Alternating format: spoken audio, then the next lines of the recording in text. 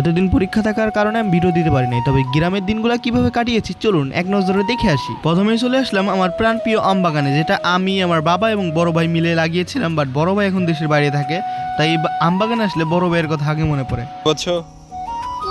কোনো ইচ্ছেই না। কিসের সাথে কি? বিড়ালের সাথে কুত্তার। তো চলো আমরা এখন বাসায় চলে যাই।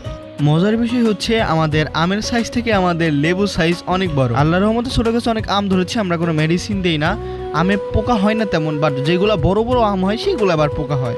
এখানে একজন আমার ভাগ্নি এবং আরেকজন আমার বোন হয়। ওরা দুইজন আম ছিটতেছে, এই যে দেখতে পাচ্ছি যে মাটি উঠানো।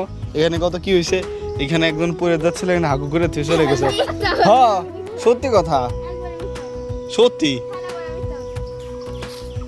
এই আম তোমরা এখন মাখাই খাবা। ভাগ করে নাও, যাও।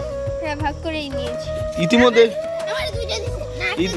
ইতিমধ্যে আমরা দেখবো এই দুইজন যাবে এখন আম ছিঁড়ে নিয়ে। তো ওদের ফুপি যান আর একজনের নানি যান, কারাল নিয়ে বসে আছে, ঠ্যাং ভেঙে দিবে। চলো।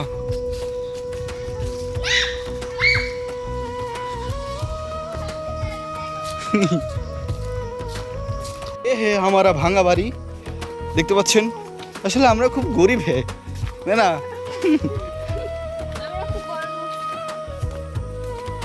আমাদের বিল্লি একটু আগে কুত্তাকে একটা কামড় মারছিল। এই ইনি হচ্ছে আমাদের পাগলা, ওরে মানা করা সত্ত্বেও বিড়াল ধরতেছে। আরে কুত্তা কামড়াইছে, এই রে মার যা।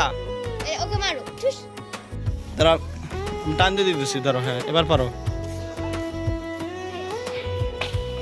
ওই পড়লি এই তো। আসলে আমগুলো বড় বড় হয়েছে। আর একটা এটা কিন্তু আরো বড় হবে, আর কি দিয়ে স্পেশাল টপ। এটা না পাগল তো এই যে টপ দেখেই তো খাবো। হ্যাঁ খুব ছোট আছে, দাও কি কাটি দাও। এই দুটো আল্লাহর রহমতে অনেক বড় বড় আম ধরেছে, বাট এই বড় আমের মধ্যে রয়েছে পোকা।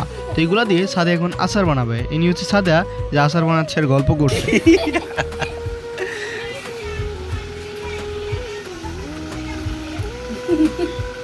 আমাদের সাথে এখন আচার বানাবে। এগুলো সব শুনতে হবে।